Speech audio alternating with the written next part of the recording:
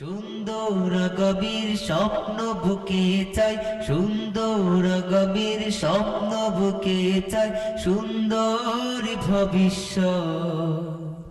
আল্লাহদি খেদমতে কুরআন পরিষদ, আল্লাহদি খেদমতে কুরআন পরিষদ।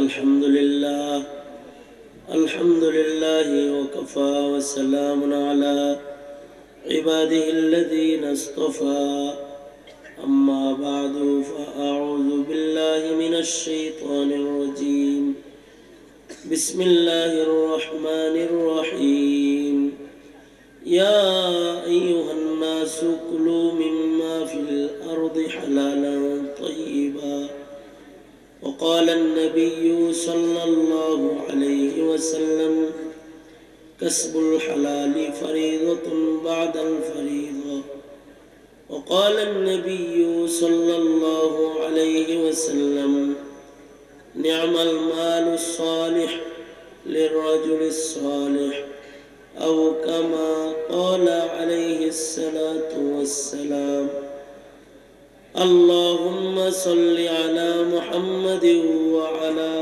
آل محمد كما صليت على إبراهيم وعلى آل إبراهيم إنك حميد مجيد اللهم بارك على محمد وعلى آل محمد كما باركت على إبراهيم وعلى آل إبراهيم إنك حميد مجيد بلغ العلا بكماله كشف الدجى بجماله حسنت جميع خصاله صلوا عليه وآله بلغ العلا بكماله كشف الدجى بجماله حسنت جميع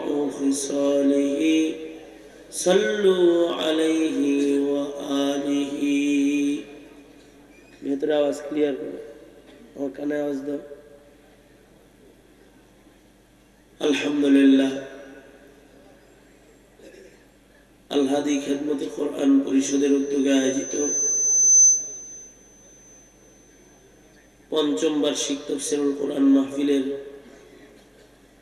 মোহতারাম সাদার, মোহতারাম সভাপতি, উপস্থিত হযরত বুজুর্গ উলামায়ে কেরাম, সম্মুখমানে সমবেত দিন প্রিয়, ইসলাম প্রিয়, দিনদার ইমানদার মুমিন মুসলমান ভাইরা, বুড়া বাবারা, যুবক ভাইয়েরা, পর্দার আড়ালের মা বোনেরা, প্রিয় ছাত্র ভাইয়েরা, আল্লাহর দরবারে সকল আল্লাহ পাক দ্বীনি নসিহতের মজলিসে, কোরআনের মাহফিলে ওলামাদের সোহবতে আল্লাহ পাক আমাদের আশার বসার তৌফিক দান করেছেন।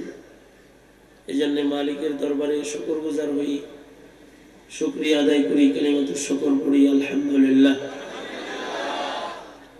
এত সময় পর্যন্ত ওলামা হযরতদের জবানে গুরুত্বপূর্ণ নসিহত আপনারা শ্রবণ করে এসেছেন। আমি বরাবরই প্রতি বছরের মতন মাহফিলের শেষ ভাগে আপনাদের সামনে বসে গেছি। সূরাতুল বাকারার মশহুর এক আয়াত আপনাদের সামনে তিলাওয়াত করেছি, দুই জায়গা থেকে হাদিস পেশ করেছি। এগুলোকে সামনে করে কিছু কথা বরকতের নিয়তে বলবার আশা রাখি। আল্লাহ পাক কিছু উপকারী কথা আলোচনা করবার তৌফিক দান করেন, আপনারা বলুন আমিন। মুহতারাম হাজিরিন, এই পৃথিবীতে দুনো হাত উপরে তুলেন তো, আঙুল খুলে দেন, নাড়াচাড়া দেন তো, জবান খুলে বলেন আল্লাহু আকবার, আর জোরে করে বলেন আল্লাহু আকবার।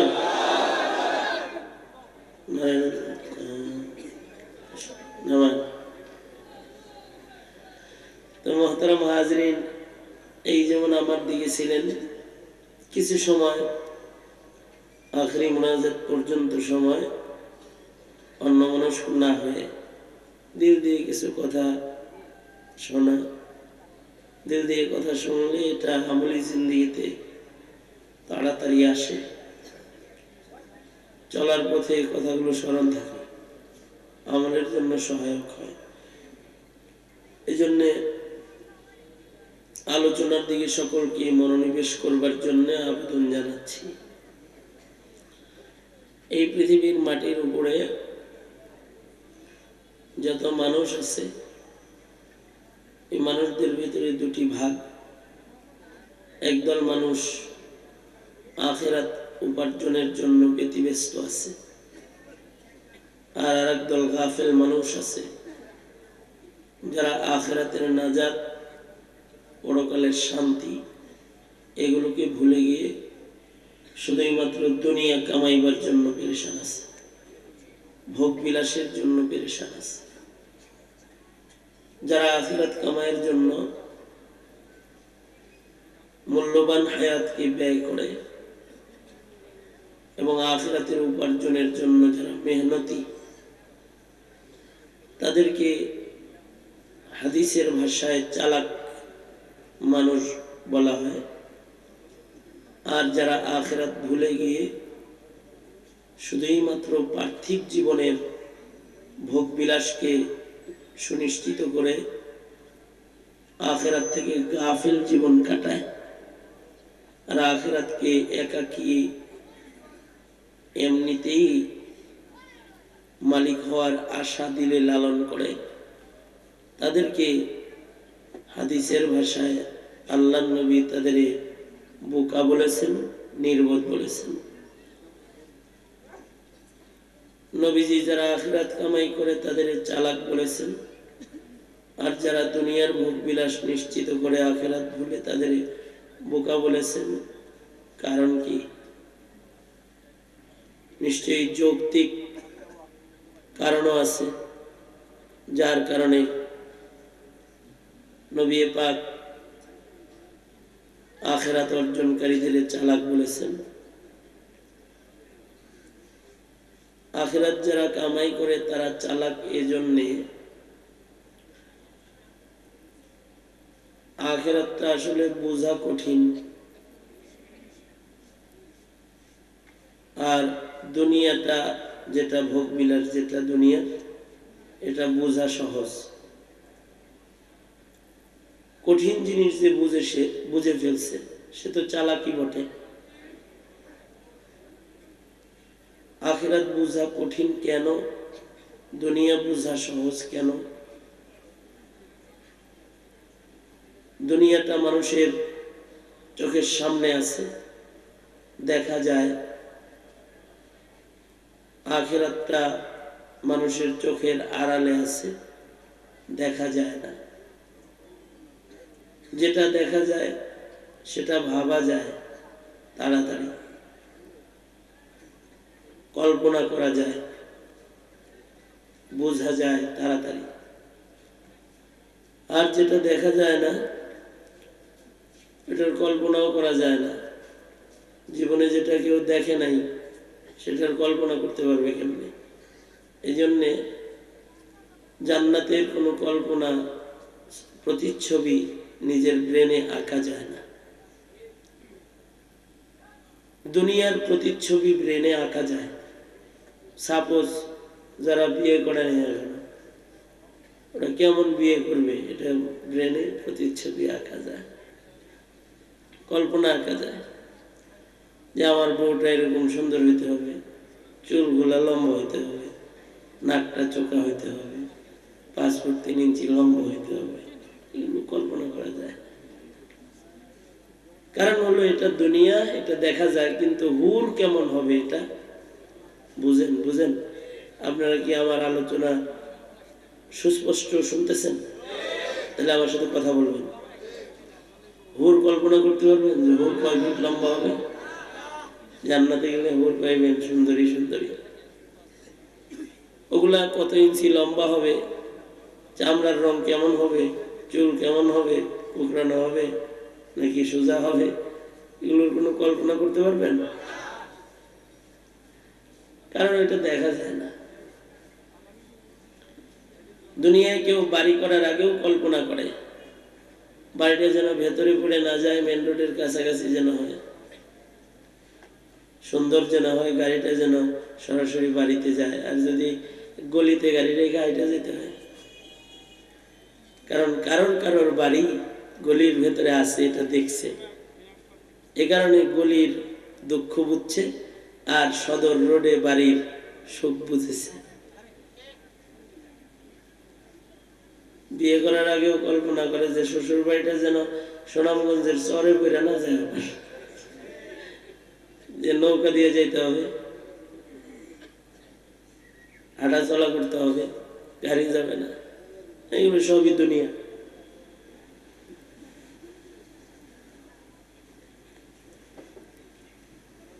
কিন্তু আখিরাতের এমন এই আপনারা এদিক দিয়ে যাতায়াত করেন কেন,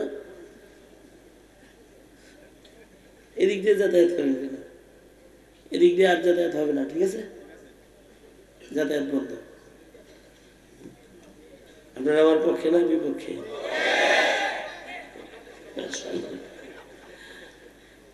তো মহতারাম হাজিরিন, তো আখিরাত এরকম কল্পনা করা যায় না, কারণ আখিরাত চোখে দেখা যায় না। দুনিয়ায় সাধারণ একটা রিক্সাওয়ালাও প্রাসাদের কল্পনা করে মাঝে মাঝে, যে রানী বিবাহ করেছে একটা ধনী বাড়ি, শ্বশুর বাড়িতে গেছে, অনেকগুলো মুরগি কিনেছে, কল্পনা করে। এটা সহজ, এটা চোখে দেখা যায়, এ কারণে গল্প শুনছেন না, এক লোক রসের হাড়ি মাথায় নিয়ে যাইতেছে, খেজুর গাছের রস কাটে গাছি, তো রস বিক্রি করবে, চিন্তা করতেছে আজকে রসটা শহরে নিয়ে বেচবো, 2 টাকা গ্লাস বিক্রি করবো না, আজকে রেটটা বাড়ায় দেব। শহরের মোড়ে গিয়ে দাঁড়িয়ে এক গ্লাস 10 টাকা করে বিক্রি করবো, আর আজকে যেহেতু ইনকাম বেশি হয়ে যাবে, এই সবগুলো টাকা আজকে একটাও খরচ করব না, সবগুলো দিয়ে কিছু মুরগি কিনবো, মুরগিগুলা পালতে পালতে বড় হবে, তো ডিম দিবে, একটা ডিমও কাউরে দিব না, নিজেও খাবো না, সব ডিম গুলা তা দিয়া বাচ্চা ফোটামো, বাচ্চাগুলা যেন চিনে না নেয়, এগুলোকে পাহারা দিব, দেখে শুনে রাখবো, সবগুলো বাচ্চা বড় হয়ে গেলে একসাথে বিক্রি করে একটা ছাগল কিনবো। আমি কপালওয়ালা মানুষ, আমার ছাগলের বাচ্চা একসাথে অনেকগুলো হবে, একসাথে 8টা বাচ্চা হয়ে যাবে, সবগুলো বাচ্চা বড় হইলে পরে একটা গাভী কিনবো, গাভীর পেটে গাভী হবে, তো গরুর পাল হয়ে যাবে, এত গরুর দুধ কি আমি আর মাথায় করে বিক্রি করবো, আমি একটা মিল্ক ভিটা কোম্পানি হয়ে যাব। এই কোম্পানি যখন আমি হব, তখন আমার একটা এসি রুম থাকবে, স্প্রিংওয়ালা হেলান দিয়ে একটা চেয়ারও থাকবে, সুন্দর ভালো একটা টেবিলও থাকবে, আমার কাজের লোকরা সকালবেলায় যেখানে পত্রিকাগুলো রেখে দিবে সংবাদ পড়ার জন্য, আর আমি তাই পড়ে পুষ্পাস করে যে একেবারে টেবিলে বসে সকালবেলায় ভোরের খবর পড়ব। এরই ভাগে কাজের লোকরা আমাকে এসে বলবে, স্যার এনার্জি, একটু এক কাপ চা খেয়ে নেন, ভাল লাগবে। তখন আমি তাকে বসের স্বরে ধমকি দিয়ে বলবো, নেই খাएंगे। এই নেই খাएंगे বলার সময় যে মাথা ঝাঁকি দিছে না, রসের হাড়ি পড়ে মাটিতে পড়ে সব রস মাটির পেটে চলে গেছে। এটা হলো দুনিয়া। কল্পনার জগতে নেই খাएंगे পর্যন্ত যাওয়া যায়, কিন্তু নেই খাएंगे পর্যন্ত পৌঁছতে অনেক কোরবানি, অনেক সময় হয়, অনেকের কল্পনাই থেকে যায়, আবার কেউ বা কল্পনা ছাড়াও তকদির ভালো হলে আল্লাহ তাকে পৌঁছে দেয়। এই যে কেউ চলে যায় আর কাউকে আল্লাহ পৌঁছায় দেয়, আর কেউ চেষ্টা না করেও রাস্তায় থেকে যায়, এটার কারণ কি? এটার কারণ হলো দুনিয়ার সরসামান, টাকা করি, পয়সা করি, ধন দৌলত, এগুলো বান্দার ইখতিয়ারে নয়। এটার পূর্ণ বন্টন কার? আওয়াজ করে বলেন কার? সবাই মিলে জোরে ডাকতেন ইয়া আল্লাহ, আরো জোরে করে ডাকতেন ইয়া আল্লাহ, আরো জোরে ডাকতেন ইয়া আল্লাহ। জবান খুলে বলেন আল্লাহু আকবার, আরো জোরে করে বলেন আল্লাহু আকবার, আরো জোরে বলেন আল্লাহু আকবার। মনে মনে ভাবতেছেন হুজুর এরকম করতেছেন, কে? জোরে জোরে বলার কষ্ট লাগে না? মাঝে মাঝে বলাইতে হয়। শীতকালে দেখবেন মহড়া দেয় ওই আর্মিরা, শীতকালীন মহড়া। আর্মিদের পিঠে বোঝা, ঘাড়ে বোঝা দিয়ে হাঁটতে পারে না, 10-12 কেজি পিঠে, 10 কেজি হাতে, অস্ত্র শস্ত্র লয়া, সব লয়া রাস্তা দিয়ে দেখবেন হাঁটে, রাতের বেলায় হাঁটে। অনেক সময় কর্নেল সাহেবকে যদি বলেন কি স্যার এরকম করতেছেন কে এগুলো, তো স্যার বলবে এগুলো যদি খালি খাওয়াই আর যদি ক্যান্টনমেন্টে আটকায় রাখি তো এগুলো ফার্মের মুরগি হয়ে যাবে, কিচ্ছু বলবো না। শীতের দিনে এগুলোর জোড়াজারি একটু খুলতেছি, কমাস কম রাস্তায় হেঁটে একটু পরিশ্রম করে অস্ত্র হাতায় লাপটাপ দিয়ে ঝোপ জঙ্গল দিয়ে চলাফেরা করে খাল বিল পার হয়ে পিঠে করে সাঁতার কেটে ওগুলোর জোড়াগুলো খোলা থাক। তাছাড়া তো লাল সবুজের পতাকা ধরে টান দিলে ফার্মের মুরগি জীবনই দিবে। আর যদি ট্রেনিংটা চালু থাকে, কেউ যদি স্বাধীনতার পতাকা ধরে টান দেয় তো অস্ত্র হাতে বুক টান করে তার পাশে দাঁড়াতে অলসতা লাগবে না, খোলা হইতেছে জোড়া। আপনারা যখন মাহফিলে আসেন, নৌকাও আসেন, ধানের শিশু আসেন, লাঙ্গলও আসেন, আব্দুল কাদের সিদ্দিকের গামছাও দু একজন আসেন, আপনাদের সবাইরে যখন একসাথে পাই আমরা, আপনাদেরকে একটু আল্লাহর নাম লয়। কারণ এই ট্রেনিং তো আর স্কুল কলেজে হয় না, আর জাগতিক শিক্ষাঙ্গন চাকরি বাকরির ক্ষেত্রেও এগুলোর কোনো প্রশিক্ষণ হয় না, এর কোনো তরবিয়াত আপনাদের ভেতরে থাকে না। আমরা জোরে জোরে একটু বলাই এজন্যে, কেউ যদি লাল সবুজের পতাকায় মুসলমানের এই ঘাটিতে ইমাম ধরে কোনো ইহুদি নাসারার দালাল যদি টান দেয়, তখন যেন তাকবীর দিয়ে রাস্তায় দাঁড়াতে পারে। তাই আমরা শাহজালালের সন্তান, সজাগ আছি, এজন্য মাঝে মাঝে একটু বলা লাগে, ঠিক না? বলেন, আওয়াজ করে বলেন ইয়া আল্লাহ, আরো জোরে বলেন ইয়া আল্লাহ, জবান খুলে বলেন আল্লাহু আকবার, আরো জোরে বলেন আল্লাহু আকবার, বলেন আওয়াজ করে সুবহানাল্লাহ, আওয়াজ করে বলেন আলহামদুলিল্লাহ, বলুন লা ইলাহা ইল্লাল্লাহ, আল্লাহু আকবার, আল্লাহু আকবার, নারায়ে তাকবীর, আল্লাহু আকবার। মাশাআল্লাহ। এই যে কতক্ষণ বলছি না, অনেকগুলো কামাইও হয়ে গেছে, অবশ্য আখিরাত কামাই গেছে। বুঝা কঠিন, এজন্য বুঝে আসবে না অনেকের, কিন্তু নবী বলেন এক এক তসবিতে তসবিতে এত নেক জড়ো হইছে, এগুলোকে যদি মিজানের পালায় দেয় তো আটবে টাটবে না, উতরায় উতরায় পড়ে যাবে, মিজানের পালা হেলে যাবে। আল্লাহু আকবার জোরে করে বলেন, এত কামাই হইছে। আখিরাতটা দুনিয়াটা কল্পনা করা যায়, কিন্তু কামানো কঠিন। আখিরাত কল্পনা করা যায় না কেমন, কিন্তু কামানো ইজি, সহজ। সহজ লাইন না ধরে যে কঠিন লাইন ধরে, ওটা কি চালাক না বোকা? কথা বলেন, আপনারা বলেন। বুঝাইছে তো? সহজ লাইনটা বাদ দিছে, কঠিন লাইনের ইনকাম ধরছে, দেখি কি বোকা না? কারণ দুনিয়া কপালে যেটুক আছে, এর বাইরে কামানো, আওয়াজ করে বলেন, আরো জোরে বলেন, যেটুক কপালে আছে এর চেয়ে বেশি কামানো যাবে না। কেউ যদি এই এই দুনিয়ার জন্য হরকত কমও দেয়,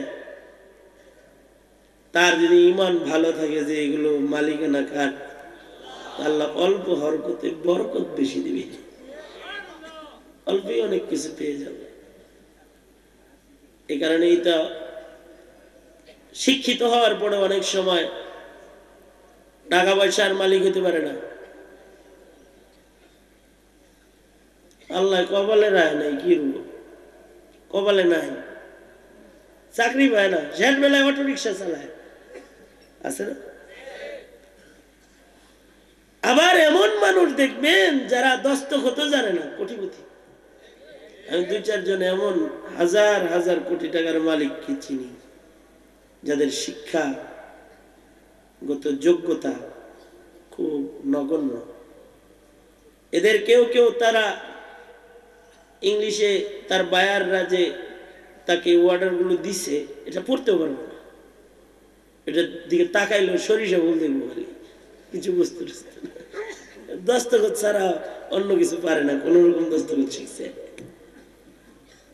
এমন কিছু চেয়ারম্যানের টেবিলে আমি গেছি, একবার গেলাম এক চেয়ারম্যানের টেবিলে, যে যে দেখি এরকম পাতা তার টেবিলে আছে, 3 পাতা প্রায়, এই 3 পাতা শুধু দস্তখত, খালি দস্তখত দেওয়া, কালো কালো কালো কালো খালি দস্তখত। আমি তার পিএ কে বললাম, ভাই চেয়ারম্যান সাহেবের সামনে কাগজগুলোর ওই দশা কেন? ওই জানেন না আমাদের স্যার লেখাপড়া জানে না। লেখাপড়া জানে না তাই কি হয়েছে? স্যারের ইদানিং চেয়ারম্যান হওয়ার পরে দস্তখত অনেক করা লাগে, তো এটা যদি ট্রেনিং এ না রাখে তাহলে উল্টো পাল্টা হয়ে যায়। যখনই ফাঁকা পায় বসে বসে একটু কলম করে। চিন্তা করেন কলমের দশা কি। কিন্তু চেয়ারগিরি লয়ে বয়ে রয়েছে, দিছে কে? রাস্তে কম দিছে কে? আল্লাহ দিছে। কারণ এটা দুনিয়া, এটা আল্লাহ যারে যেটুক দেয় ওইটুকু সে পায়, এর চেয়ে বেশি না।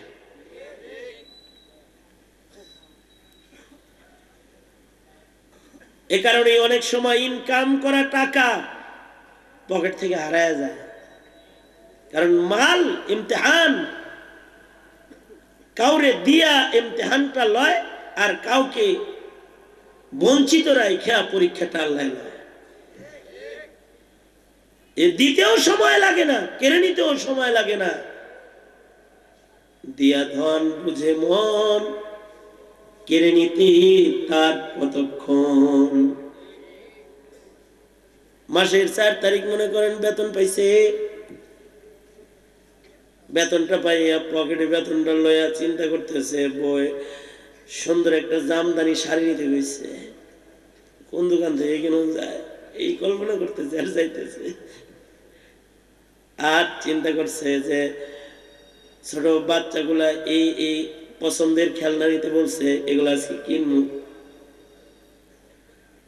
মায়ের জন্য কিছু আপেল কিনবো, আনার কিনবো, এগুলো মায়েরে বসে নিজে কাছে বসে বসে খাওয়াবো। সব কল্পনা কমপ্লিট। অফিসের গলির থেকে বাইর হয়ে একটু নিরিবিলি জায়গায় গেছে, আর দস্তখত লগিতে হারিয়ে গেছে। যা বেতন পাইছিল দোস্তরা লয়ে গেছে। দোস্ত বুঝছেন তো, চুমা দেবেন না দোস্ত?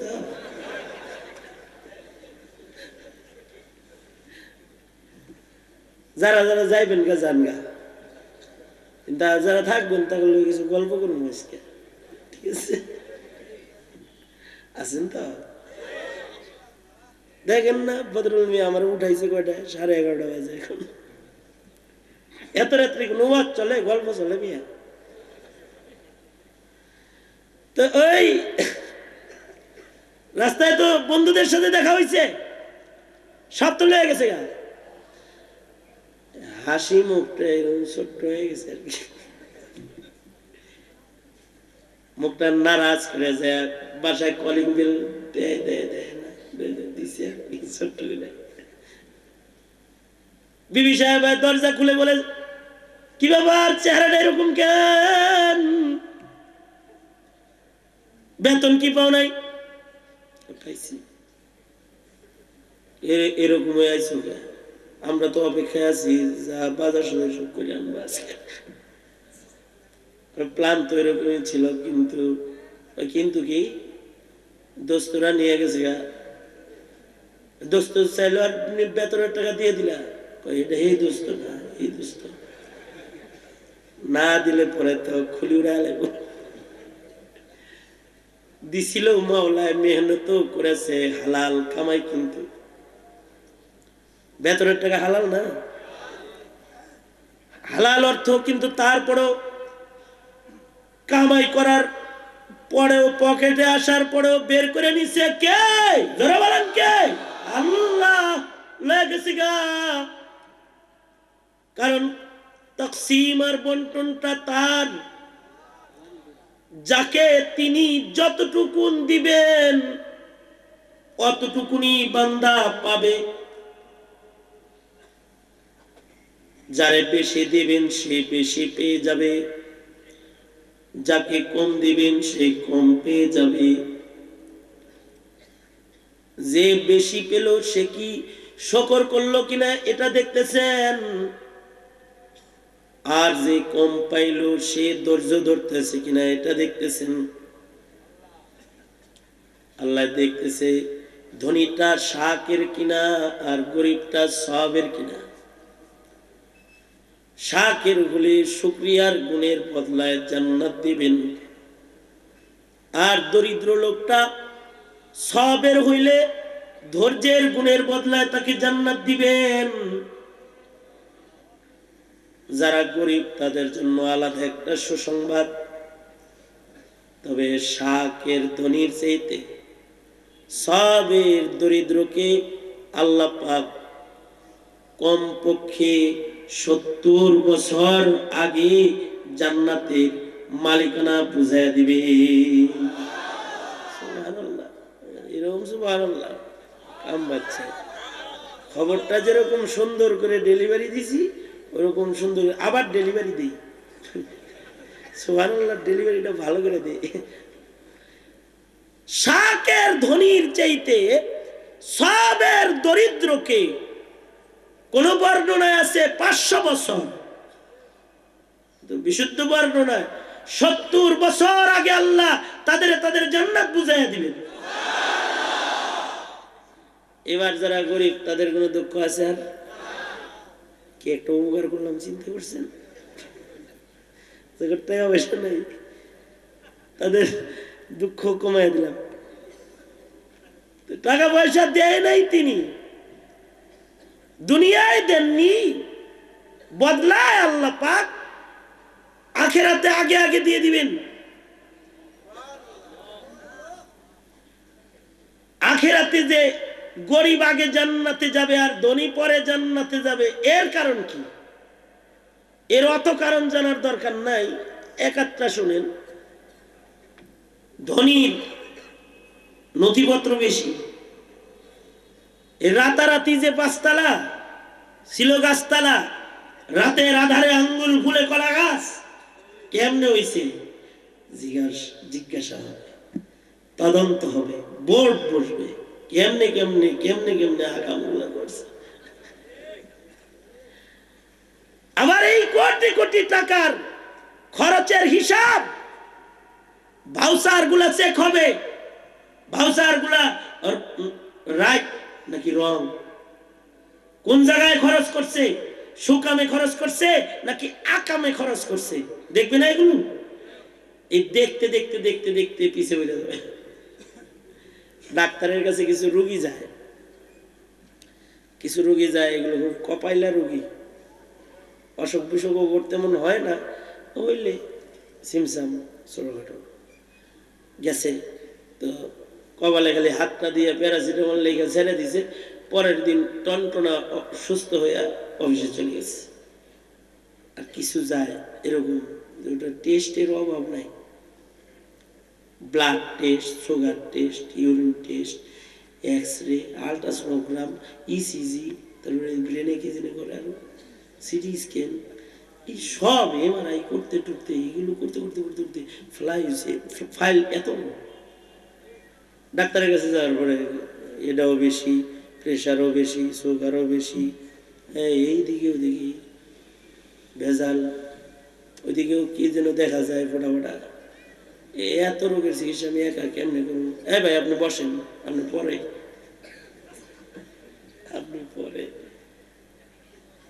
কারণ আপনারা আমার একা দেখলে কাজ হইব না, সাক্ষী শপথ বেশি লইতে হইব। সব গ্রুপের ডাক্তার নিয়ে বৈশা, তারপরে বোর্ড বৈশা কামটা ঘটার লাগবো আর কি। আপনি তোরে বসায় রাখি ফাঁক দিয়ে, সব রোগী শেষ। এই সিরিয়ালে পিছিয়ে ছিল যেগুলো, ওগুলো গেছে। যেটা ধন বেশি যার, ওইটার ফাইল বেশি, এবার ওটার হিসাব নিকাশ বেশি। কিরে বাজারে যায় কাউরে মাছটা কিনতে দেস নাই, তুই কিনে খাইছিলি, টাকাটা কই পাইছিলি?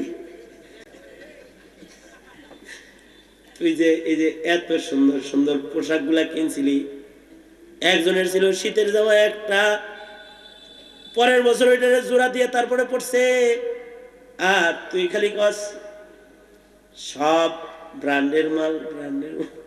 এত ব্র্যান্ড কেনার পয়সা কই পাইছিলি? আগে কেমনে ইনকাম করছস, কেমনে খরচ করেছস? হাদিস শরীফে আছে প্রত্যেকটা মানুষকে আল্লাহ পাক 5টি প্রশ্ন এমন করবে, যার একটার উত্তর আটকা পড়ে গেলে জান্নাতে যেতে পারবে না। তার ভেতরে একটা প্রশ্ন এটাও হবে, এ বান্দা, দুনিয়ার মাটিতে মাল দৌলত, টাকা পয়সা কেমনে কামাই করছিলি, কিভাবে এগুলোকে খরচ করেছিলি, এটার হিসাব দাও তাড়াতাড়ি। তো বান্দার হিসাব দিতে যায় দেরি হয়ে যাবে। এই কারণে সরকার বলে গরিবরা ধনীদের চেয়ে 70 বছর আগে আল্লাহর জান্নাতে যাবে।